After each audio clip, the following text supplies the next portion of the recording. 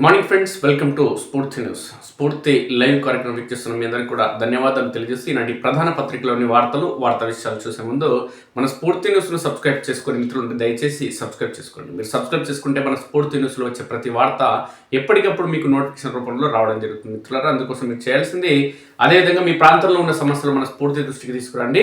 మన స్ఫూర్తి న్యూస్లో మీ ప్రాంతానికి సంబంధించిన సమస్యలను ఖచ్చితంగా ప్రసారం చేద్దాం. అందుకోసం మీరు చేయాల్సింది 8919793547 నంబర్కి వాట్సాప్ లేదంటే సామాన్య కాల్ ద్వారా సమాచారం ఇవ్వండి. ఇంకా కల్వకుర్తి నియోజకవర్గ పరిధిలో నిన్న సుంకిరెడ్డి రాఘవేంద్ర రెడ్డి ఐక్యతా ఫౌండేషన్ చైర్మన్ సుంకిరెడ్డి రాఘవేంద్ర రెడ్డి నిన్న పలు మండలాల్లో పర్యటించడం జరిగింది. ప్రధానంగా ఉదయం కల్వకుర్తి నియోజకవర్గ కేంద్ర పరిధిలోని గచ్చిబావి ప్రాంగణానికి రావడం జరిగింది. ఈ సందర్భంగా సుంకిరెడ్డి రాఘవేంద్ర రెడ్డి తరతరాల మన వార్షిక సంపద ఏదైతే ఉందో ఈ సంపదను కాపాడుకునేందుకు పురావస్తు శాఖ అధికారులు ఏ విధంగా అయితే పాత కట్టడాల నిర్మాణాలను కాపాడుకోవాలని, అదేవిధంగా మన తాత తండ్రులు అదేవిధంగా మనం ఏ విధంగా అయితే ఈ పురాతన ఆలయాలు కావచ్చు వీటిని కాపాడుకుంటే భవిష్యత్ తరాలకు అందించడం జరుగుతుంది. కాబట్టి పురాతన ఆలయాలు కావచ్చు, హిందూ ధర్మ పరిరక్షణ కావచ్చు, హిందూ సోదరులంతా మూకుమ్మడిగా ఏకతాటిపైకి వచ్చి హిందూ ధర్మ పరిరక్షణలో పాలు పంచుకోవాలి, హిందూ ధర్మ రక్షణ కోసం కృషి చేయాల్సిన అవసరం ఉందంటూ ఈ సందర్భంగా ప్రధానంగా సుంకిరెడ్డి పేర్కొనడం జరిగింది. సర్వమత ప్రార్థనలు భారతదేశం అంటే భిన్నత్వంలో ఏకత్వం కాబట్టి ఇక్కడ ఉన్నటువంటి తరతరాలుగా మనకు వస్తున్నటువంటి వారసత్వ సంపద ఏదైతే ఉందో ఈ సంపదను ఖచ్చితంగా కాపాడుకోవాలి, దానికోసం తన వంతు పాత్ర పోషించడం జరుగుతుంటూ సుంకిరెడ్డి పేర్కొనడం జరిగింది. సుమారు నియోజకవర్గంలో 163 దేవాలయాలకు పైగా నిర్మించడం జరిగింది. వీటిలో పురాతన ఆలయాలు ఉంటే వాటిని పునర్నిర్మించడం జరిగింది. ఈ నేపథ్యంలో కల్వకుర్తి నియోజకవర్గానికి అవసరమైనటువంటి ఐక్యతా ఫౌండేషన్ ఏర్పాటు చేసి విద్య, వైద్యం, ఉద్యోగం, ఉపాధి, అదేవిధంగా మహిళల సాధికారత, అదేవిధంగా ఆర్థికంగా నిలదొక్కోవాలనే స్వాలంబన కోసం కృషి చేయడం జరుగుతుంది. ఈ సందర్భంగా పేర్కొనడం జరుగుతుంది. ప్రతి యువత కావచ్చు లేదంటే విద్యావంతులు, మేధావులు కేవలం రాజకీయాల గురించి, వ్యక్తిగత ప్రయోజనాలు, కుటుంబ స్వలాభాలు కాకుండా సమాజం కోసం అంతో ఇంతో సేవ చేయాలన్న దృక్పథం ఖచ్చితంగా ప్రతి ఒక్కరు అలవర్చుకోవాలి. అందుకోసం నేను సైతం అంటూ ప్రతి ఒక్కరు ముందుకు రావాల్సిన అవసరం ఉంది. ప్రతి ఒక్కరు సమాజంలోని ప్రతి ఒక్కరు మనం ఈ సమాజం కోసం ఏమైనా చేయగలుగుతామన్న ఒక సంకల్పంతో ముందుకు వచ్చి సమాజంలోని నిరుపేదలు, బడుగు బలహీన వర్గాలకు సంబంధించిన పేద ప్రజలు ఎవరైతే ఉన్నారో లేదంటే నిస్సహాయులు ఎవరైతే ఉన్నారో వాళ్ళని ఆదుకునేందుకు, వాళ్ళకి సాయం చేసేందుకు ముందుకు రావాల్సిన అవసరం ఉంది అంటూ ఈ సందర్భంగా సుంకిరెడ్డి రాఘవేంద్ర రెడ్డి నిన్న గచ్చుబావి వద్ద ఆయన పేర్కొనడం జరిగింది. ఈ సందర్భంగా అనేక విషయాలు పాలు పంచుకోవడం జరిగింది. గచ్చుబావి పునర్నిర్మాణం కోసం గ్రామం అంటే మున్సిపాలిటీ పరిధిలోని అన్ని వర్గాలకు సంబంధించిన ప్రజలందరూ కూడా ప్రతిరోజు నిరంతరం ఉదయం సమయాన్ని కేటాయించడం జరుగుతుంది. ఈ భిన్నత్వంలో ఏకత్వం కావచ్చు లేదంటే అందరూ కలిసి సమిష్టిగా కృషి చేస్తే ఏదైనా సాధ్యం అవుతుంది అనడానికి ఇది ఒక నిదర్శనంగా మనం చెప్పుకోవచ్చు అంటే ఈ సందర్భంగా సుంకిరెడ్డి రాఘవేంద్ర రెడ్డి పేర్కొనడం జరిగింది. గచ్చుబావి పునర్నిర్మాణం అనేది అందరి బాధ్యత కాబట్టి మనందరం కూడా కలిసికట్టుగా పనిచేయాలి, కృషి చేయాలంటే ఈ సందర్భంగా సుంకిరెడ్డి పేర్కొనడం జరిగింది. కలిసికట్టుగా పనిచేస్తే, కలిసికట్టుగా సమాజ వృద్ధి కోసం కావచ్చు, ధర్మ రక్షణ అంటే ధర్మ పరిరక్షణ కోసం పనిచేస్తే, సమిష్టిగా పనిచేస్తే ఏదైనా సత్ఫలితం ఇస్తుంది అనడానికి గచ్చుబావి ఒక నిదర్శనం కానుంది. అదేవిధంగా కల్వకుర్తి ప్రాంత భవిష్యత్కి ఈ గచ్చుబావి అనేది బెంచ్ మార్క్ గా ఖచ్చితంగా మారాలి అనే కోణంలో ఆయన ఈ సందర్భంగా పేర్కొనడం జరిగింది. కల్వకుర్తి ప్రాంతానికి సంబంధించిన యువత అందరూ కూడా ఖచ్చితంగా ముందుకు రావాల్సిన అవసరం ఉంది.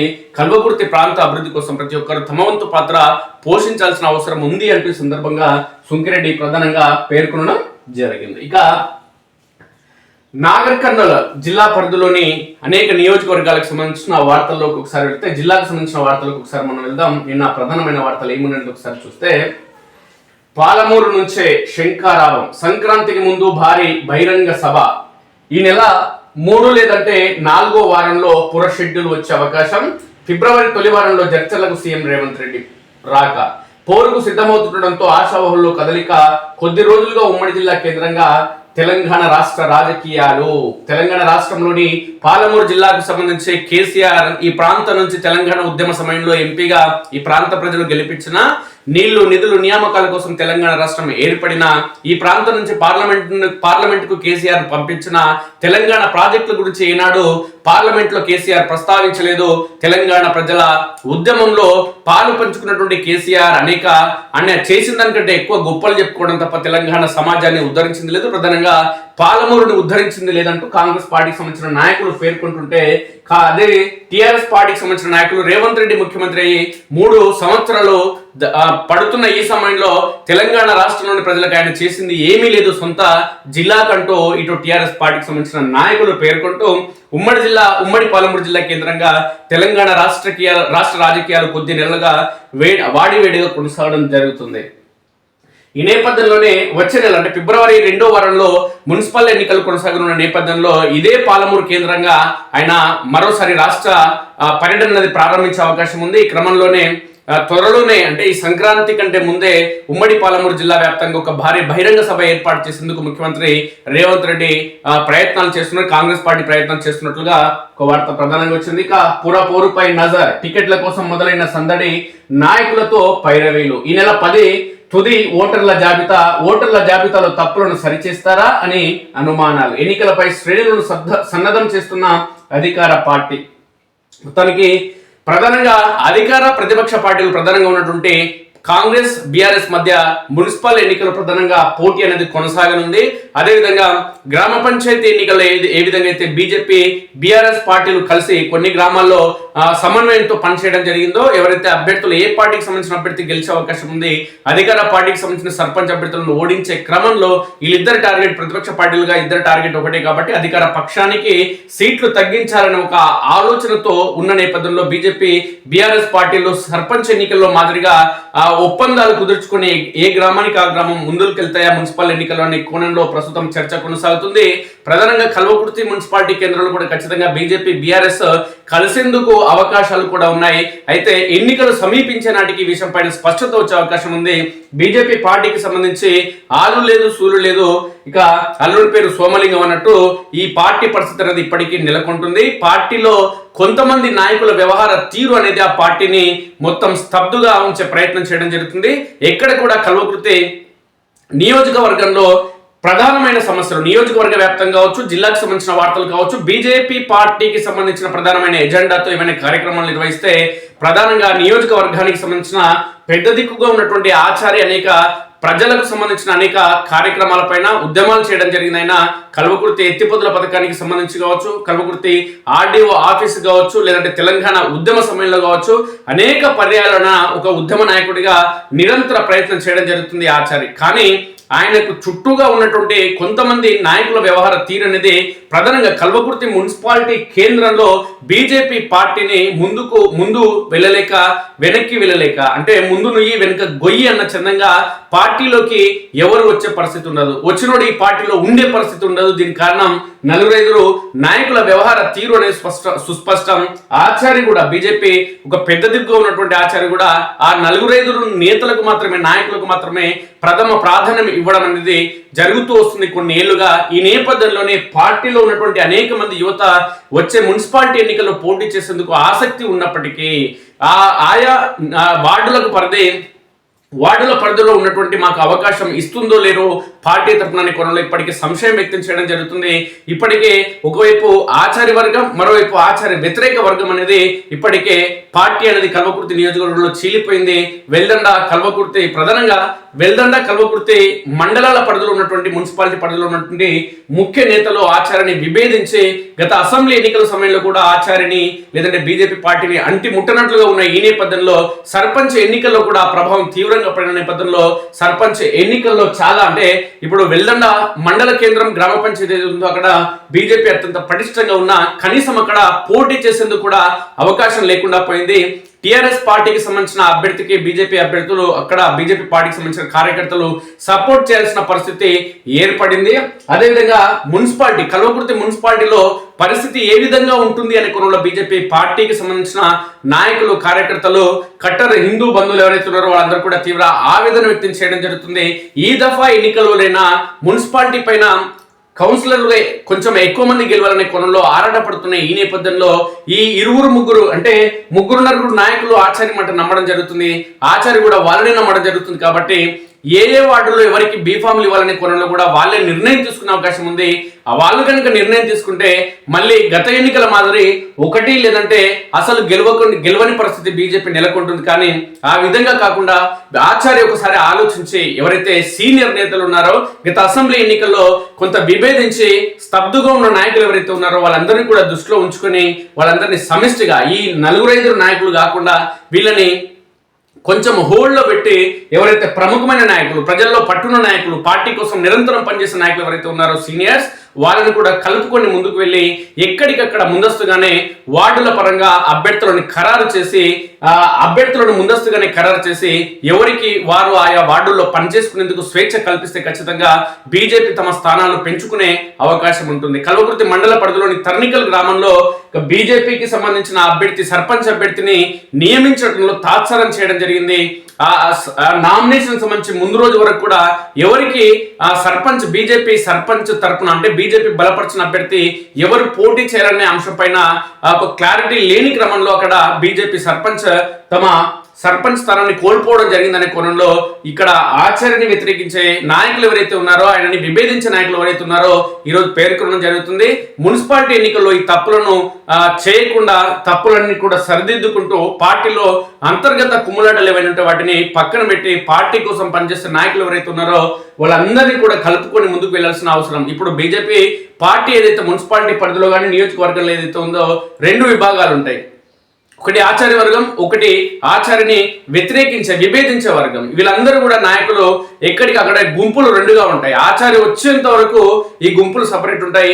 ఆచార్య వచ్చిన తర్వాత అందరు కలిసి కుర్చీలో కూర్చోవడం జరుగుతుంది. ఈ పరిణామాలన్నింటినీ చూస్తే ఆచార్య కూడా బీజేపీ పార్టీకి సంబంధించి అత్యంత సీనియర్ నాయకుడు, 6 దఫాలైన ఎమ్మెల్యే అభ్యర్థిగా పోటీ చేయడం జరిగింది. అత్యవసరం అంటే కొద్దిపాటి అంటే కొన్నమెరుపు ఓట్లతో ఆయన పదే ఓడిపోవడం జరుగుతుంది. బాగా పట్టున నాయకుడు అయినప్పటికీ కూడా కొంతమంది నాయకుల నమ్మి ఆయన నట్టేట మునగడం జరుగుతుంది. ఆ నాయకుల వ్యవహార తీరుతో బీజేపీ పార్టీ బలపడిన దాఖలాలు లేవు. ఆ నాయకులతో ఓట్లు పడే అవకాశం కూడా లేదు. కాబట్టి ఆ నాయకులకు అత్యంత ప్రాధాన్యం ఇవ్వడం ఇప్పటికైనా ఆచార్య తగ్గించి ఎవరైతే పార్టీ కోసం కీలకమైన నేతలు ఉన్నారో వాళ్ళందరినీ కూడా కొంచెం కలుపుకొని వెళ్లాల్సిన అవసరం ఉంది. ఎందుకంటే ఇది ఎన్నికల సమయం. కల్వకుర్తి మున్సిపాలిటీ పైన బీజేపీ జెండా ఎగరాలన్నా, బీజేపీ బీఆర్ఎస్ తో జట్టు కట్టి మున్సిపల్ స్థానాన్ని కైవసం చేసుకోవాలన్న ఈ 2 పార్టీలు కలిసి ఖచ్చితంగా ఆచార్య బీజేపీ పార్టీకి సంబంధించిన సీనియర్ నేతలు ఎవరైతే ఉన్నారో, తన అనుచరులు ఎవరైతే ఉన్నారో, ఎందుకంటే గతంలో అనేక దశాబ్దాలుగా ఆయనతో కలిసి పనిచేసిన నాయకులే వాళ్ళు కాబట్టి చిన్న మనస్పర్ధలు ఉన్నప్పటికీ వాటిని తొలగించుకొని అందరూ సమిష్టిగా ముందుకు వెళ్ళి బీఆర్ఎస్ తో కలుపుకొని ముందుకు వెళ్తారా, లేదంటే ఒంటరిగానే పోటీ చేసి భారీ మొత్తంలో స్థానాలు కైవసం చేసుకోవడం జరుగుతుందా అనే కోణంలో, అయితే గెలిచే అభ్యర్థులు ఎవరు, గెలుపు గుర్రాలు ఎవరు అనే కోణంలో ముందస్తుగానే ఒక క్లియరెన్స్ అంటే ఒక ఆలోచనకు వచ్చి ఒక సుస్థిరమైన ఆలోచనకు వచ్చిన తర్వాత వాళ్ళని ముందస్తుగానే అభ్యర్థులను ఖరారు చేసి ఆయా వార్డుల్లో వాళ్ళకి స్వేచ్ఛనిచ్చే ఆయా వార్డుల్లో వాళ్ళని ప్రచారం చేసుకునేందుకు, ప్రజల వద్దకు వెళ్లేందుకు, ఓటర్లను ప్రసన్నం చేసుకునేందుకు, ఓటర్లు కూడా కావాల్సిన వసతులు ఏవైతే ఉన్నాయో వాళ్ళని ఏ విధంగా ఒప్పించాలి, మెప్పించాలనే కోణంలో వాళ్ళకి స్వేచ్ఛ కల్పిస్తే ఖచ్చితంగా బీజేపీ అధిక స్థానాలు గెలిచే అవకాశం ఉంది. లేదంటే 1-2 సీట్లకే పరిమితం అయ్యే అవకాశం ఉంటుంది. అది కూడా నాయకుల వ్యక్తిగత చొరవతోనే వాళ్ళని 1-2 సీట్లు గెలుచుకునే అవకాశం ఉంది. కాబట్టి ఆచార్య కనుక కొంచెం పెద్ద దృష్టితో ఆలోచించే బీజేపీ పార్టీకి సంబంధించిన సీనియర్ నేతలందరూ కూడా మూకుమడిగా అందరినీ కూర్చోబెట్టి మనస్పర్ధలను తొలగించి ఎన్నికల్లో ఏ మనస్పర్ధలు ఉన్నా ఎన్నికల కొనసాగే వరకైనా దయచేసి ఎవరు కూడా మనసులో ఏం పెట్టుకోవద్దు. పార్టీ కోసం కృతనిశ్చయంతో పనిచేయండి. బీజేపీ పార్టీ జెండాను కల్వకుర్తి మున్సిపాలిటీ పైన ఎగిరేందుకు కృషి చేయండి అనే కోణంలో ఆయన ఖచ్చితంగా అందరిని పిలిపించుకొని మాట్లాడితే అందరూ కూడా వినే పరిస్థితి ఉంటుంది. కాబట్టి ముందస్తుగా బీజేపీకి సంబంధించిన నాయకులు అందరూ కూడా సమిష్టిగా కూర్చోబెట్టి ఆయన దిశానిర్దేశం చేస్తే ఖచ్చితంగా మంచి మెరుగైన ఫలితాలు కల్వకుర్తి మున్సిపాలిటీలో ఉంటాయి. లేదంటే మాత్రం అవినీతి అక్రమార్కులు భూదందాలు చేసి, ప్లాట్ల దందాలు చేసి, కులానికో సంక్షేమ పథకం ఇస్తామని చెప్పి, మతానికో సంక్షేమ పథకం ఇస్తామని చెప్పి ప్రభుత్వం నుంచి వచ్చిన నిధులను కూడా కుల మతాలకు పంచిపెట్టే నాయకులు కల్వకుర్తి మున్సిపాలిటీ చైర్మన్ అయితే భవిష్యత్ అనేది అంధకారంలో ఉంటది. గతంలో ప్రజాప్రతినిధులుగా ఉండి తెలంగాణ రాష్ట్రంలో ఎక్కడ లేని విధంగా కల్వకుర్తి మున్సిపాలిటీలో ప్రభుత్వ స్థలాలు కబ్జా చేయడంతో పాటు తమ అనుచర గణానికి తన తాత ముత్తాతల ఆస్తుల మాదిరి పంచిపెట్టడం జరిగింది. కాబట్టి ఆ పరిణామాలు భవిష్యత్తులో ఉండకూడదు అంటే సమాజం కోసం కేవలం బీజేపీ పార్టీకి సంబంధించిన నాయకుల కోసమే కాకుండా ఈ ప్రాంతానికి సంబంధించిన ప్రజల భవిష్యత్తు కోసం ఖచ్చితంగా ఆచార్య ఒకసారి దూరదృష్టితో పెద్ద మనసుతో ఆలోచించి బీజేపీ పార్టీలోని నాయకులందరినీ కూడా కలుపుకొని ముందుకు వెళ్లాల్సిన అవసరం ఉంది. మనస్పర్ధలన్నీ కూడా పక్కన పెట్టాల్సిన అవసరం ఉంది. లేదంటే కల్వకుర్తి ప్రాంతానికి ఇది ఒక కల్వకుర్తి భవితకి ఇది ఒక మైనస్ గా మారనుంది అనేది సుస్పష్టం మిత్రులారా. చేయి తడిపితేనే ఇందిరమ్మ బిల్లు, బొంకూరు పంచాయతీ కార్యదర్శి చేతివాటం 5 నుంచి 10,000 వసూలు. కల్వకుర్తికి 4 డయాలసిస్ మిషన్లు మంజూరు చేయాలి. అసెంబ్లీలో కల్వకుర్తి ఎమ్మెల్యే కసిరెడ్డి నారాయణ రెడ్డి. మేడారం జాతరకు రావాలి, మంత్రి వాకిడి శ్రీహరికి ఆహ్వానం పలికిన సీతక్క. డి అంటే డి, హోరాహోరీగా పొట్టేళ్ల పందెం అంటూ ఒక వార్త. విద్యార్థులను డ్రగ్స్ వైపు వెళ్ళనీయొద్దంటూ వనపర్తి కలెక్టర్ పేర్కొన్నారు. దగాపడిన పత్తి రైతులు సిసిఐ కేంద్రాలలో తేమ లేదని వసూళ్లు చేసేది లేక ముట్ట చెబుతున్న రైతన్నలు. బీమాను సద్వినియోగం చేసుకోవాలి. ఎస్పీ సంగ్రామ్ సింగ్ జై పాటిల్. ఫ్లాట్ ఇప్పిస్తారని ఒకరు, భూమి పేరుతో మరొకరు లక్షల రూపాయలు తీసుకొని మోసం, పోలీసులకు బాధితుల ఫిర్యాదు.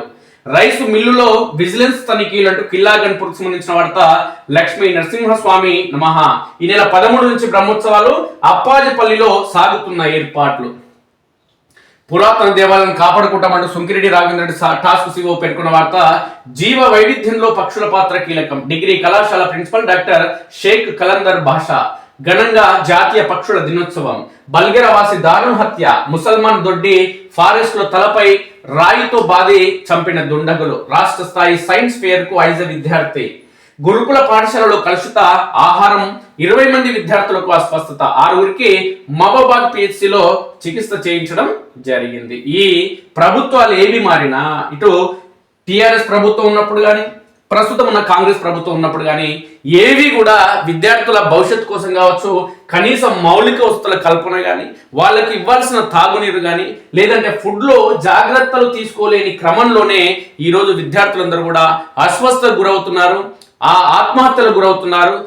వాళ్ళకి తెలియకుండానే నిద్రలోనే చనిపోవడం జరుగుతుంది. కొన్ని హాస్టల్లో కాళ్ళు చేతులు చెంపలని ఎలుకలు కొరుకుతున్నాయి. కొన్ని ప్రాంతంలోనే తాగునీటి వసతి లేక, కొన్ని ప్రాంతాల్లో వసతి గృహాలేమో తిండి బాలేక, కొన్ని వసతి గృహాల్లో కలుషిత ఆహారమై పరిస్థితులు ఇట్లా ఉన్నాయి. భవిష్యత్ తరాలని నిర్మించే ఈ ప్రభుత్వాలు భవిష్యత్ తరాలను నిర్మూలించే ప్రయత్నం చేయడం జరుగుతుంది. నిర్మించడం కాదు, నిర్మూలించే ప్రయత్నం చేయడం జరుగుతుంది. కల్వకుంట్ల కవిత నిన్న ఒకటే ఏడుస్తుంది. ఆమె ఏడిపే మొత్తము నిన్న తెలంగాణ రాష్ట్ర వ్యాప్తంగా ఒక చర్చ అనేది జరిగింది. అసలు నిన్న ఏం చేసింది, ఏమైంది ఒకసారి చూద్దాం. నాది ఆస్తి పంచాయతీ కాదు, మా నాయనతో మా కుటుంబంతో నాది ఆత్మ గౌరవ పోరాటం అంటుంది కల్వకుంట్ల కవిత. నన్ను బీజేపీ పార్టీ కేంద్రంలోని ప్రభుత్వం జైల్లో వేసింది దేనికోసం అంటే కేసీఆర్ మీద కక్ష సాధింపుతో తప్ప నేను తప్పు చేయలేదు అంటున్నది. అదేవిధంగా నేను అంటే ఈ ఎమ్మెల్సీ పదవి అనేది టీఆర్ఎస్ పార్టీ నుంచి వచ్చింది కాబట్టి ఈ టీఆర్ఎస్ పార్టీని నేను వద్దనుకుంటున్నా. టీఆర్ఎస్ పార్టీ అనేది అవినీతి అక్రమాలకు అది పుట్ట. నీళ్లు నిధులు నియామకాల కోసం ఏర్పడిన తెలంగాణ రాష్ట్రంలో కేసీఆర్ 10 ఏళ్ల పాలనలో ఆ ఆకాంక్షలు నెరవేరలేదు. ఆత్మ బలిదానం చేసుకున్నటువంటి తెలంగాణ బిడ్డలు ఎవరైతే ఉన్నారో, ఆత్మ బలిదానం చేసుకున్న తెలంగాణ బిడ్డల కుటుంబాలకు కేసీఆర్ పాలనలో న్యాయం జరగలేదు. కాబట్టి ప్రజలకు మేలు చేయని పార్టీ టీఆర్ఎస్ పార్టీ. ఆ పార్టీ నుంచి నాకు వచ్చినటువంటి ఎమ్మెల్సీ పదవి నాకు వద్దు. నేను ఆ పదవికి రాజీనామా ఇప్పటికే 4 నెలల క్రితం చేయడం జరిగింది.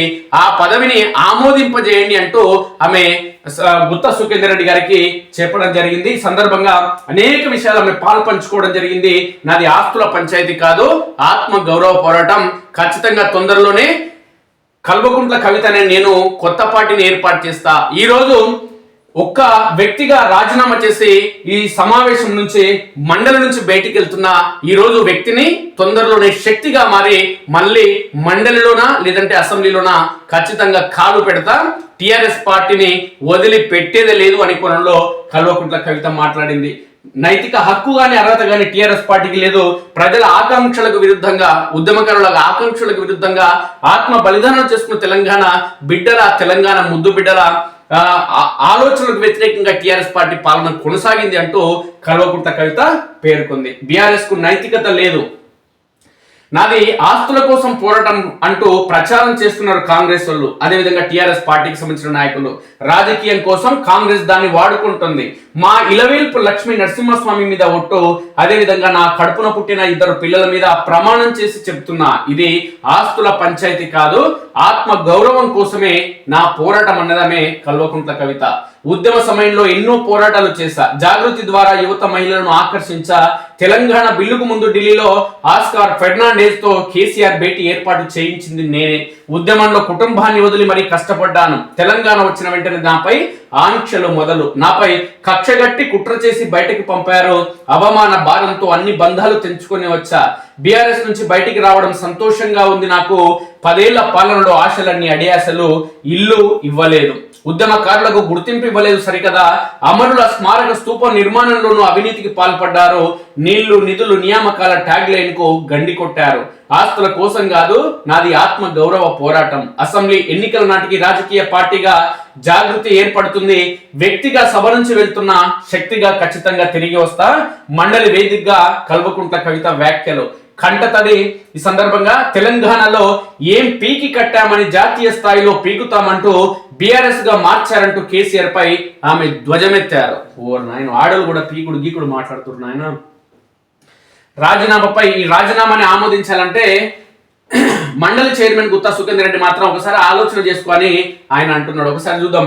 బీఆర్ఎస్ కు నైతికత లేదు, ఉద్యమ సమయంలో సొంతంగా అనేక కార్యక్రమాలు నిర్వహించాను, యువతను మహిళలను ఆకర్షించాను, ఎన్నో పోరాటాలు చేశా. కానీ తెలంగాణ ఏర్పడిన తర్వాత 2014లో మొదటి బతుకమ్మ ఉత్సవాల నుంచే నాపై ఆంక్షలు మొదలయ్యాయి. నాపై కక్షగట్టి కుట్ర చేసి బయటకు పంపారు.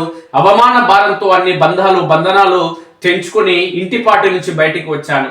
ఆ పార్టీ నుంచి బయటికి రావడం సంతోషంగా ఉందని మాజీ ముఖ్యమంత్రి కేసీఆర్ తనయ తెలంగాణ జాగృతి అధ్యక్షురాలు కల్వకుంట్ల కవిత కంట తడితో ఆమె మండలి నుంచి బయటికి రావడం జరిగింది. ఈ సందర్భంగా పలు అంశాలను ఆమె పంచుకోవడం జరిగింది. కేసీఆర్ పాలన తీరుపైన విమర్శలు చేయడం జరిగింది. ఇక ప్రశ్నించడాన్ని నేర్పిన బీఆర్ఎస్ పార్టీ తాను ప్రశ్నిస్తే కక్ష కట్టి కుట్ర చేసి పార్టీ నుంచి బయటకు పంపించిందని వ్యాఖ్యానించారు. తెలంగాణ వచ్చాక మంచి జరుగుతుందని ప్రజలకు ఆశ ఉండేదని, కానీ వారి ఆశలన్నింటికి 10 ఏళ్ల కాలంలో అడియాశలు చేశారని దునుమాడారు. ఉద్యమకారులకు గుర్తింపు ఇవ్వలేదు సరికదా, తెలంగాణ కోసం పోరాడిన లక్షలాది మంది ఉద్యమకారులకు బీఆర్ఎస్ లో ఇసుమంత గౌరవం కూడా దక్కలేదని మండిపడ్డారు. చివరికి అమరవీరుల స్మారక స్తూపం, అంబేద్కర్ విగ్రహం నిర్మాణంలోనూ అవినీతికి పాల్పడ్డారని ఆరోపించారు. బీఆర్ఎస్ నుంచి బయటకు వచ్చిన ఆమె ఆ పార్టీ ఎమ్మెల్సీ పదవికి గతంలోని రాజీనామా పత్రాన్ని సమర్పించిన విషయం తెలిసిందే. దాన్ని ఆమోదించాలని విజ్ఞప్తి చేస్తూ సోమవారం ఆమె మండలిలో ప్రసంగించారు. అనంతరం గన్ పార్క్ లోని అమరవీరుల స్తూపం వద్ద నివాళులు అర్పించారు. ఆయా సందర్భాల్లో ఆమె మాట్లాడారు.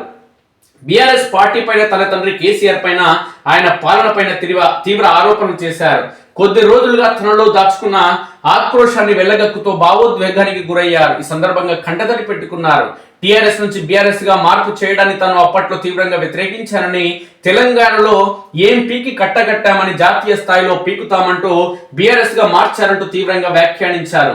బీఆర్ఎస్ పార్టీ ద్వారా వచ్చిన ఎమ్మెల్సీ పదవి ద్వారా చేయాల్సిన పనులకు కట్టుబాట్లు ఎదురయ్యాయని, అందుకే ఇష్టపూర్తిగానే రాజీనామా నిర్ణయం తీసుకున్నానని చెప్పారు. నా 2 పిల్లలపై ఒట్టేసి చెప్తున్నా, నాది ఆస్తుల కోసం పోరాటం అంటూ ప్రచారం చేస్తున్నారు.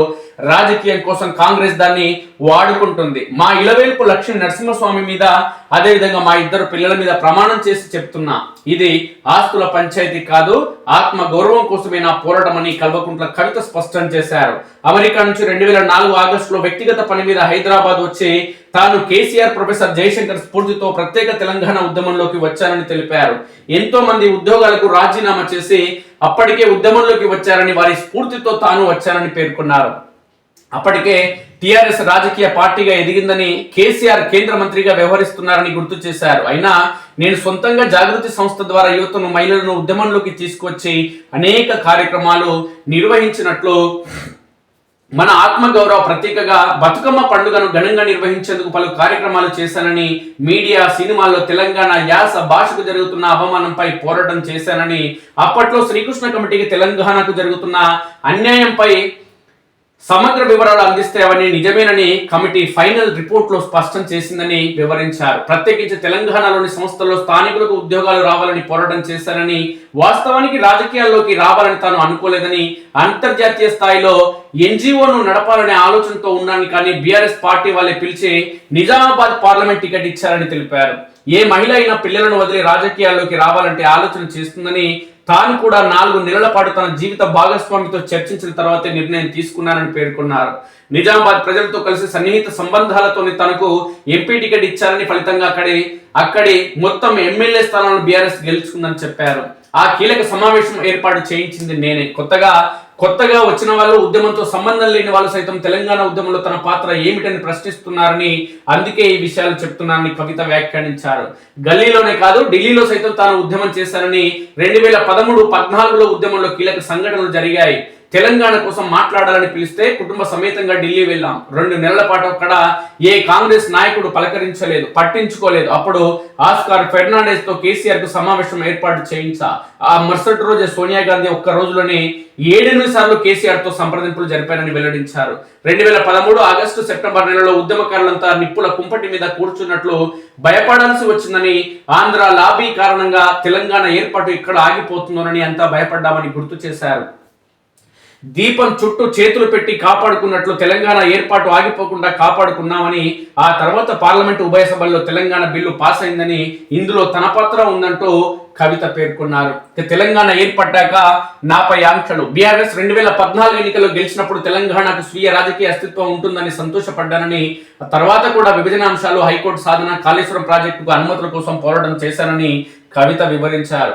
ఏ రోజు పదవులు రాజకీయం కోసం వెళ్ళలేదని, ఏ పాత్ర ఇస్తే ఆ పాత్రలో శక్తికి మించి పనిచేసినట్లు సుదీర్ఘ కాలంగా పెండింగ్ లో ఉన్న పెద్దపల్లి నిజామాబాద్ రైల్వే లైన్ ఎంపీగా ఎన్నికైన వెంటనే పూర్తి చేయించారని చెప్పారు. జాగృతి పేరుతో 8 ఏళ్ల పాటు బతుకమ్మ ఉత్సవాలు నిర్వహించా కానీ తెలంగాణ ఏర్పడిన తర్వాత 2014లో మొదటి బతుకమ్మ ఉత్సవాల నుంచి నాపై ఆంక్షలు మొదలయ్యాయి. మొదటి రోజు నుంచి కట్టడి చేస్తూ భావ ప్రకటన స్వేచ్ఛను హరించారు. ఆ పార్టీ ఛానల్ గాని, పార్టీ పేపర్ గాని ఎప్పుడూ నాకు మద్దతు ఇవ్వలేదు. అయినా ధైర్యంగా ముందుకు వెళ్ళానని పేర్కొన్నారు. అవినీతి నిధులకు గండి. తెలంగాణలో అవినీతి లేని పారదర్శక విధానాన్ని చూడాలనుకున్నామని, కానీ జరగలేదని కవిత వ్యాఖ్యానించారు. పార్టీలో, ప్రభుత్వంలో జరుగుతున్న అవినీతిని కేసీఆర్ దృష్టికి తీసుకెళ్లిన ఫలితం లేకుండా పోయిందని కవిత వెల్లడించారు. కొంతమంది ప్రజాప్రతినిధులు చేస్తున్న అవినీతిని అధిష్టానం దృష్టికి తీసుకువెళ్లిన ఎలాంటి చర్యలు లేవని వివరించారు. అమరజ్యోతి, సచివాలయం, అంబేద్కర్ విగ్రహం, కలెక్టరేట్ల నిర్మాణంలో అవినీతి జరిగింది. సిద్దిపేట, సిరిసిల్లాలో కట్టిన కలెక్టరేట్ల ఒక్క వర్షానికి మునిగిపోయాయి. నిజాన్ని సూటిగా మాట్లాడితే నన్ను నిర్లక్ష్యం చేశారు. ఉద్యమకారుల గుర్తింపు కాదు కదా, వారికి కనీస పెన్షన్ కూడా ఇవ్వలేదు. 1969 ఉద్యమకారులను గుర్తించలేదు. నీళ్లు, నిధులు, నియామకాల ట్యాగ్ లైన్ కు గండి కొట్టారు. ఇసుక దందాల కారణంగా నేరేళ్ల లాంటి దురాగతాలు జరిగాయని, అయినా అప్పట్లో చర్యలు తీసుకోలేదని తెలిపారు. కేసీఆర్ కూతురిగా ఆయన్ను అడిగే ధైర్యం తనకుందని, తాను అడిగిన 1-2 చేయకపోయినా పర్వాలేదు, కానీ కొంతమంది వరుసగా దురాగతాలకు పాల్పడిన పట్టించుకోలేదని తప్పుపట్టారు. అవుట్ సోర్సింగ్ ఉద్యోగాలతో తెలంగాణకు నష్టమని కేసీఆర్ ఉద్యమ సమయంలో అన్నారని, సీఎంను కూడా కాంట్రాక్ట్ పద్ధతిలో పెడతారా అని అప్పట్లో ప్రశ్నించేవారని, కానీ తెలంగాణ వచ్చాక కాంట్రాక్ట్ అవుట్ సోర్సింగ్ వ్యవస్థను రద్దు చేయకపోగా పెంచి పోషించారని కవిత తండ్రిని తప్పుపట్టారు. ధర్నా చౌక్ను తీసేయాలని నిర్ణయించినప్పుడు తాను వ్యతిరేకించారని, తెలంగాణ వచ్చాక ధర్నా చౌక్ ఎందుకని, అన్ని సమస్యలను పరిష్కరిస్తామని కేసీఆర్ చెప్పారని, కానీ అవేమీ అమలు కాదని తప్పుపట్టారు. తెలంగాణ ప్రజల కోసం పనిచేస్తూనే ఉంటా. ఇప్పుడు తన దారి వేరునే, లక్ష్యం మాత్రం ఒక్కటేనని, తెలంగాణ ప్రజలు బాగుండాలని, వారి కోసం తాను పనిచేస్తూనే ఉంటారని కల్వకుంట్ల కవిత స్పష్టం చేశారు.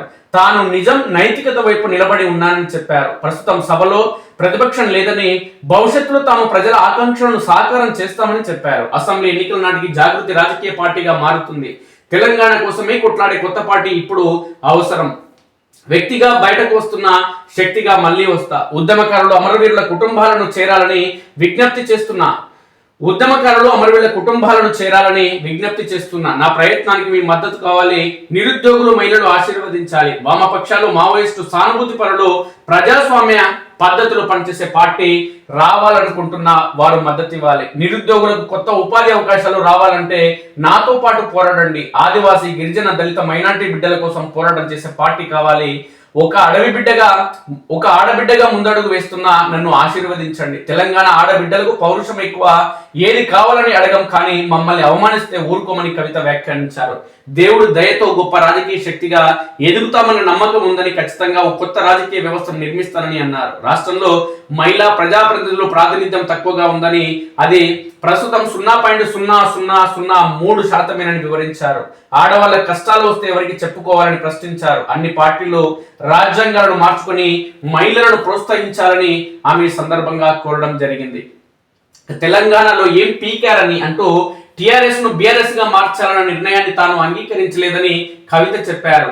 తెలంగాణలో ఏం పీకి కట్టామని, జాతీయ స్థాయిలో పీకుతామని వ్యాఖ్యానించారు. 10 ఏళ్లలో 1.89 లక్షల కోట్లు ఖర్చు చేసి 14 లక్షల ఎకరాలకి నీళ్లు ఇచ్చారని, అవే డబ్బులతో 25 లక్షల మంది పేదలకు ఇల్లు ఇవ్వవచ్చునని వ్యాఖ్యానించారు. ఉద్యమకారుల సమస్యలు కేసీఆర్ కు చేరకుండా అడ్డుగోడ కట్టారని విమర్శించారు. ఏ పార్టీ అయినా రాజ్యాంగ స్ఫూర్తితో పనిచేయాలని, బీఆర్ఎస్ లో ఆ స్ఫూర్తి లేదని విమర్శించారు. ఉద్యమ ద్రోహులకు బీఆర్ఎస్ రాజకీయ పునరావాస కేంద్రంగా మారిందని కల్వకుంట్ల కవిత తూర్పార పట్టారు. కేసీఆర్ పై కక్షతో తనను జైల్లో పెట్టారని, ఆ సమయంలో పార్టీ తనకు అండగా నిలవలేదని, వదిలేసిందని, ఈడీ సిబిఐలతో 3 ఏళ్లు తానే పోరాడారని కల్వకుంట్ల కవిత వెల్లడించారు.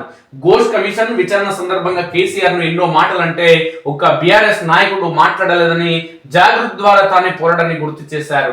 అన్యాయంగా పార్టీ నుంచి వెళ్ళగొట్టారు. హరీష్ రావు పేరు చెప్పిన 2 గంటల్లోనే తనను పార్టీ నుంచి సస్పెండ్ చేశారని, ఉరి తీసే వాళ్ళను సైతం చివరి కోరిక ఏమిటని అడిగే గొప్ప దేశం మనదని, కానీ తనను మాత్రం అన్యాయంగా పార్టీ నుంచి వెళ్ళగొట్టారని కవిత ఆవేదన వ్యక్తం చేశారు. బీఆర్ఎస్ పార్టీకి కేవలం 8 పేజీల రాజ్యాంగం ఉందని, అదో పెద్ద జోక్ అని కవిత అభివర్ణించారు. నన్ను పార్టీ నుంచి సస్పెండ్ చేసేందుకు రాత్రికి రాత్రే డిసిప్లినరీ యాక్షన్ కమిటీ పుట్టుకొచ్చింది. నోటీసులు ఇవ్వకుండా, నా వివరణ అడగకుండా సస్పెండ్ చేశారు. నా సస్పెన్షన్ పై న్యాయపరంగా సవాల్ చేయొచ్చు, కానీ నైతికత లేని బీఆర్ఎస్ పై ఛాలెంజ్ చేయను. ఆ పార్టీకి దూరం అవుతున్నందుకు సంతోషంగా ఉంది అంటూ కల్వకుంట్ల కవిత వ్యాఖ్యానించడం జరిగింది. తండ్రి దొంగ, తండ్రి పార్టీ లంగ పార్టీ, ఇది ఏం పీకలేదు ఈ పార్టీ అనే కోణంలో కల్వకుంట్ల కవిత నిన్న మాట్లాడడం జరిగింది. ఉద్యమ ద్రోహుల పార్టీ, ఆ పార్టీ ఉద్యమకారులకి అన్యాయం చేసిన పార్టీ, అది దొంగ లంగ లఫుట్ పార్టీ అంటూ ఈ సందర్భంగా కల్వకుంట్ల కవిత పేర్కొంది. ఫోన్ ట్యాపింగ్ కేసులో హరీష్ కు ఊరట, ఆయనను విచారించేందుకు అనుమతికి సుప్రీంకోర్టు నిరాకరణ. కోర్టుల పని గిదే, నాకు అర్థం కదా. ఎందుకు కోర్టులు నిరాకరించేందుకు, వద్దు విచారణ చేయొద్దు అనడానికి కోర్టులు ఎందుకు నాకు అర్థం కాదు. ఏం పని తప్పు చేసిందా చేయలేదా, వాడు దొంగనా దొరనా అని తేలాలంటే విచారణ జరగాలి కదా. కానీ ఆయన ఆత్మగౌరవం దెబ్బతింటుందని కోర్టులే దొంగలకి ఇట్లా సపోర్ట్ చేస్తే ఎవడేం చేస్తారు చెప్పండి. ఆయన్ని విచారించేందుకు అనుమతికి సుప్రీంకోర్టు నిరాకరణ. ఇప్పటికే హైకోర్టు సమగ్రమైన తీర్పు ఇచ్చిందని, దాంట్లో జోక్యం చేసుకోలేమని స్పష్టీకరణ. రాష్ట్ర ప్రభుత్వ పిటిషన్ కొట్టివేత, ట్యాపింగ్ కేసులో ఇతర నిందితులపై దర్యాప్తు కొనసాగించవచ్చని వెల్లడి. ఏదో ప్రభుత్వాలు దొంగలు, ఎంత ఈ దొంగలని విచారించొద్దంటే ఇంకేది. కూర్చొని మాట్లాడుకోండి, గోదావరి జలాల వివాదాన్ని మధ్యవర్తిత్వంతో పరిష్కరించుకోండి. తెలంగాణ ఏపీలకు సుప్రీంకోర్టు సూచన. వరద జలాల పేరుతో ఏపీ అక్రమంగా 200 టీఎంసీలు తరలించే యత్నం. ఈ నెల 2నే కేంద్రం హై పవర్ కమిటీని ఏర్పాటు చేసింది. 3 నెలల్లో నివేదిక, అప్పటి వరకు స్టే ఇవ్వండి తెలంగాణ పేర్కొంది. నిబంధనల మేరకే పోలవరం, నల్లమల సాగర్ ప్రాజెక్టు అంటూ ఏపీ వాదనలు. జల వివాదాల పరిష్కారానికి 3 మార్గాలు సూచించిన ధర్మాసనం 12కు వాయిదా. ఇక జల వివాదాలకు శాశ్వత పరిష్కారం ఇదేనా లక్ష్యం, ఐక్యతతోనే తెలంగాణ తెలుగు జాతి పురోగతి. ప్రపంచ తెలుగు మహాసభలో ఆంధ్రప్రదేశ్ ముఖ్యమంత్రి చంద్రబాబు. నేను సంతోషంగా లేనని మోదీకి తెలుసు. నన్ను సంతోష పెట్టేందుకు భారత్ ప్రయత్నిస్తుంది, కానీ రష్యా నుంచి చమురు కొనుగోలును ఇలాగే కొనసాగిస్తే భారత్ పై టారిఫ్లు పెంచేస్తారు. అరే ట్రంప్గా టారిఫ్లేనారా నీ పని, ఇదేనారా ఇంకా నీ అమెరికా ప్రెసిడెంట్ పదవికున్న పనితనం, ఇంక వేరేది ఏం లేదారా? ఆని బెదిరించుకోవడం, ఈయన బెదిరించుకోవడం, ఈయన మీద టారిఫ్లు, ఆని మీద టారిఫ్లు, ఈయన మీద పన్నులు, ఆని మీద పన్నులు. ప్రజల సమస్యలు ఏమైనా ఉండేది చూసుకోరా ట్రంప్గా.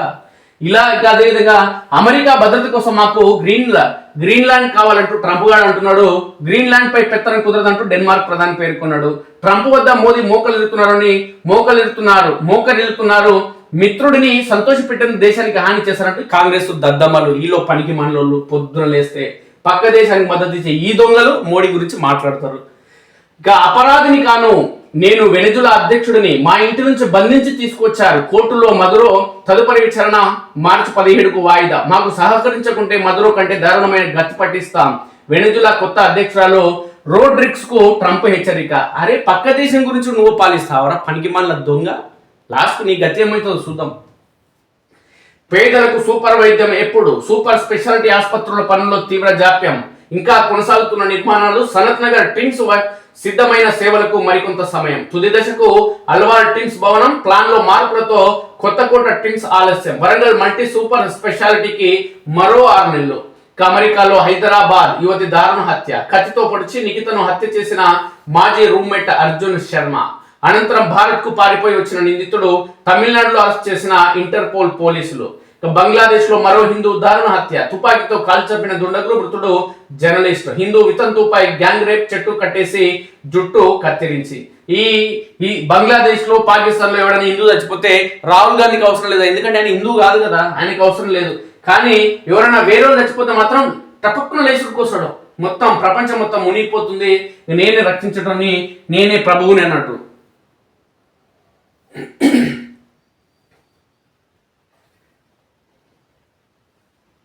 బంగ్లాదేశ్ లో హిందూ వితంతుపై 2 అత్యాచారం. చెట్టుకు కట్టేసి జుట్టు కత్తిరించి. బంగ్లాదేశ్ లో హిందూ మహిళలపై సైతం దాడులు జరుగుతున్నాయి. 40 ఏళ్ల వితంతుపై 2 వ్యక్తులు సామూహిక అత్యాచారానికి పాల్పడడంతో పాటు ఆమెను చెట్టు కట్టేసి జుట్టు కత్తిరించిన సంఘటన వెలుగులోకి వచ్చింది. దారుణంగా హింసించడంతో పాటు దాన్ని చిత్రీకరించి సామాజిక మాధ్యమాల్లో పెట్టారు.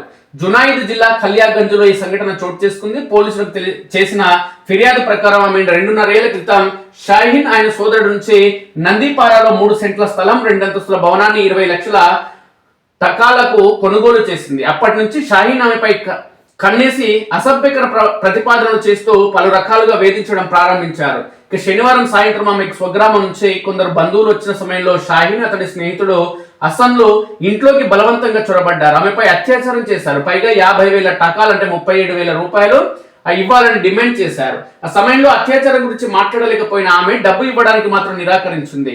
కోపగించుకున్న నిందితులు ఇంట్లో ఉన్న ఆమె బంధువులను కొట్టి బయటకు తోసేశారు. కేకలు వేస్తూ రోధిస్తున్న ఆమెను బయటనున్న చెట్టు కట్టేసి జుట్టును కత్తిరించారు. స్పృహ కోల్పోయే వరకు కొట్టారు. స్థానికులు గమనించి ఆమెను ఆసుపత్రిలో చేర్పించారు. నిందితులను అరెస్ట్ చేసినట్టు పోలీసులు చెప్పారు. ప్రియాంక గాంధీకి సోనియా గాంధీకి, రాహుల్ గాంధీకి, ఈ రేవంత్ రెడ్డికి ఎవరికి కూడా నోరు రాదు ఇలాంటి వాళ్ళు చచ్చిపోతే. మరో హిందూ దారుణ హత్య. బంగ్లాదేశ్ లో హిందువులపై దాడులు కొనసాగుతూనే ఉన్నాయి. గుర్తు తెలియని వ్యక్తులు సోమవారం రాణా ప్రతాప్ బైరాగి 45 సంవత్సరాలైన జర్నలిస్ట్ ను దారుణంగా హత్య చేశారు. తుపాకీతో తలపై కాల్పులు జరపడంతో పాటు కత్తితో గొంతు కోశారు. ఇక జషోర్ జిల్లాలోని మణిరాంపూర్ లో ఈ ఘటన జరిగింది. రాణా ప్రతాప్ నరాయల్ జిల్లాలో కబోర్ అనే పత్రికను బిడి కబోర్ అనే పత్రిక నిర్వహిస్తూ యాక్టింగ్ ఎడిటర్ గా పనిచేస్తున్నారు. గత 2 ఏళ్లుగా మణి రాంపూర్ లోని కొపాలియా బజార్ లో ఐస్ ఫ్యాక్టరీ నిర్వహిస్తున్నారు. ఫ్యాక్టరీ దగ్గరకు వచ్చిన దుండగులు ఆయనను బయటకు పిలిచారు. బయటకు వచ్చిన ఆయనను వెంటనే పక్క సందులోకి తీసుకెళ్లి తుపాకీతో కాల్చి చంపారు. రాణా ప్రతాప్ కు ఉగ్రవాద సంస్థతో సంబంధం ఉందన్న ఆరోపణలతో పోలీసులు గతంలో పలు కేసులు పెట్టారు. అయితే అన్ని కేసుల్లో ఆయన నిర్దోషిగా విడుదలైనట్లు బిడి కబోర్ పత్రిక న్యూస్ ఎడిటర్ ఖషన్ తెలిపారు. ప్రశ్నిస్తే కూడా తప్పిపాడే.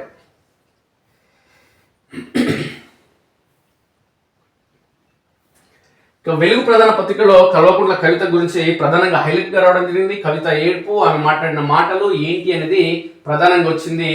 నాది ఆస్తి కోసం గొడవ కాదంటూ బీఆర్ఎస్ సాయంలో అన్నిటా అవినీతే, ఇక్కడ ఏం పీకిన మన జాతీయ స్థాయికి అంటూ ప్రధానంగా నాది ఆస్తి గొడవ కాదు ఆత్మగౌరవ పోరాటం అంటూ ఆమె వార్త ప్రధానంగా రావడం జరిగింది. ఇక బండికి వేలాడుతూ బడికి స్కూల్ టైం కు బస్సు రాక స్టూడెంట్ల తిప్పలు. ప్రమాదకరంగా 2 కిలోమీటర్లు ప్రయాణించే స్కూల్ కు నారాయణపేట జిల్లా మద్దూరు మండలం పెదిరిపహాడ్లో ఘటన చోటు చేసుకుంది. ఈ చూడు పిల్లలు, రేవంత్ రెడ్డి వీళ్ళకి బస్సు ఫ్రీ ఇయ్యాడు. ఎందుకంటే వీళ్ళకి ఓట్లు లేవు కదా, అందుకే.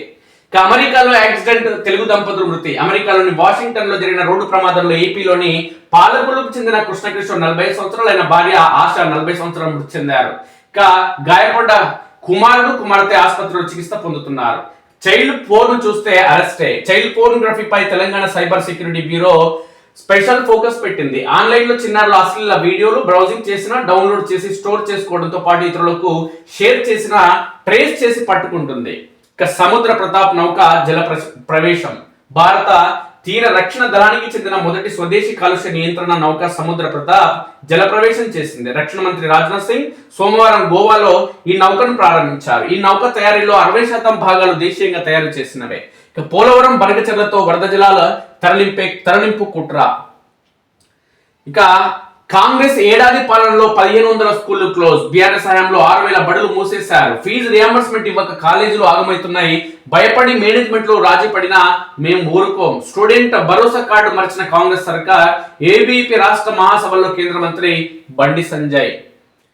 ఢిల్లీ గాలిలో ప్రమాదకర బ్యాక్టీరియా. తీవ్ర స్థాయికి చేరిన యాంటీబయాటిక్ రెసిస్టెంట్ బ్యాక్టీరియా 8 రకాల స్టెఫిలోకాకస్ సూపర్ బగ్స్ ను రక్తంలోకి తీసుకువెళ్తున్న PM2.5 కణాలు. న్యూమోనియా, సెప్సిస్, చర్మ వ్యాధులు విపరీతంగా పెరిగే ప్రమాదం. జవహర్ లాల్ నెహ్రూ వర్సిటీ స్టడీ వెల్లడి.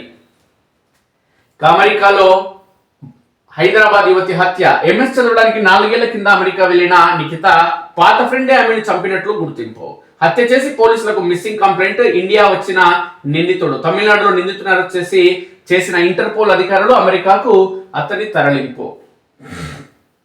10వ తారీఖు నుంచి 16వ తారీఖు వరకు సంక్రాంతి సెలవులు. ఈ నెల కనుమ రోజు స్కూళ్లకు హాలిడే. సవరణ ఉత్తర్వులు జారీ చేసిన స్కూల్ ఎడ్యుకేషన్ డైరెక్టర్. 15వ తారీఖు వరకు సంక్రాంతి సెలవులు ఉంటాయని తెలిపారు. అయితే ఇటీవల ప్రభుత్వం రిలీజ్ చేసిన హాలిడేస్ లిస్ట్ లో 16వ కనుమ సందర్భంగా 16వ తారీఖు వరకు కూడా సెలవు ఇచ్చిర్రు తెలంగాణ రాష్ట్ర ప్రభుత్వం. ఈనాడు ప్రధాన పత్రికలు వచ్చిన ప్రధానమైన వార్తలు ఏంటి అనేది ఒకసారి చూద్దాం. విచారణరత సమస్య. పోలవరం మల్లన్న సాగర్ పై తెలంగాణ దాఖలు చేసిన పిటిషన్ పై ఒక వార్త. కలిసి ఎదుగుదాం. తెలుగు రాష్ట్రాల మధ్య విద్వేషాలొద్దు. పరస్పర సహకారంతో ప్రపంచంలోని #1 జాతిగా మారాలి. ప్రపంచ తెలుగు మహాసభల్లో ఏపీ సీఎం చంద్రబాబు పిలుపు. గోదావరి నీటిని తెలంగాణ ఎంత వాడుకున్న అభ్యంతరం లేదని వెల్లడి. ఇక మాతృభాషలో చదువుకుంటేనే అత్యున్నతంగా రాణిస్తారు. సాంకేతిక సాయంతోనూ భాషను కాపాడుకోగలం. ఈనాడుతో తెలుగు భాషాభివృద్ధికి రామోజీరావు చేసిన కృషిని జాతి మరవద్దు అంటున్నాడు చంద్రబాబు. కానీ ఈటీవీలో ఉన్నంత బూతులు దేశంలో ఏ భాషలో కూడా ఉండవు. ఆ జబర్దస్త్ గిబర్దస్త్ పెట్టి 16 తెలుగుకు 16 సూత్రాలతో పట్టం కడదాం. వెంకయ్య నాయుడు ప్రతిపాదన. మాజీ ఉపరాష్ట్రపతి. తెలుగు భాష రక్షణకు పోరుబాటు అంటూ జస్టిస్ ఎన్వి రమణ పేర్కొన్నారు. ఇక జిఎస్టీ బిల్లుపై Majlis versus Bhajapa. One nation one tax పేరుతో కేంద్రం లూటీ చేస్తున్న అక్బరుద్దీన్ వెల్లోకి వెళ్లి భాజపా ఎమ్మెల్యేల నిరసన. జిఎస్టీ సవరణతో రాష్ట్రానికి 7,000 కోట్ల నష్టం అంటూ జూపల్లి పేర్కొన్నారు. ఇక గ్రీన్లాండ్ మాకు కావాలంటూ ట్రంప్ గారు పేర్కొన్న ఒక వార్త వచ్చింది. సాక్షి ప్రధాన పత్రికలో వచ్చినటువంటి ప్రధానమైన వార్తలు ఏంటో ఒకసారి చూద్దాం.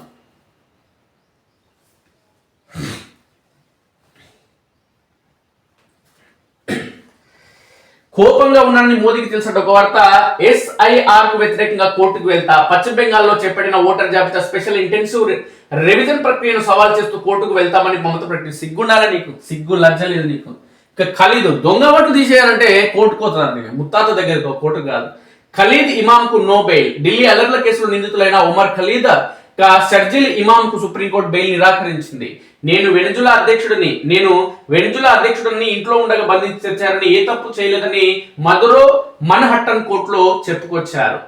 ఇక మధ్యవర్తిత్వమే మార్గం అంటూ ఏపీ తెలంగాణకు సంబంధించిన జల వివాదాలకు సంబంధించి వార్త రావడం జరిగింది. సమన్వయంతో ముందుకు వెళ్ళండి. రాష్ట్రంలోని 2 ప్రధాన ఎస్టీ వర్గాలు కాంగ్రెస్ వైపు నిలబడేలా చూసే బాధ్యత మీదే. ఆదివాసీ లంబాడ ప్రజాప్రతినిధులతో భేటీలో ముఖ్యమంత్రి రేవంత్ రెడ్డి. ఎస్టీలందరినీ సమన్వయం చేసే బాధ్యత ఎమ్మెల్సీ శంకర్ నాయక్ అప్పగించినట్లు వెల్లడి. కష్టపడితేనే రెండోసారి విజయమని ముఖ్యమంత్రి రేవంత్ పేర్కొన్నారు. టార్గెట్ మావోయిస్టులు లేని తెలంగాణ. అజ్ఞాతంలో ఉన్నవారు లొంగిపోవాలంటూ పదే విజ్ఞప్తి చేస్తున్న పోలీసులు. వ్యూహాత్మకంగా ముందుకు వెళ్తున్న ఎస్ఐబి. మావోలలో రాష్ట్రానికి చెందిన వారు 17 మంది మాత్రమే. తెలంగాణ కమిటీలో దామోదర్ మినహా అంతా ఛత్తీస్గఢ్ వారే. నమస్తే తెలంగాణకు సంబంధించిన వార్తలు చూద్దాం.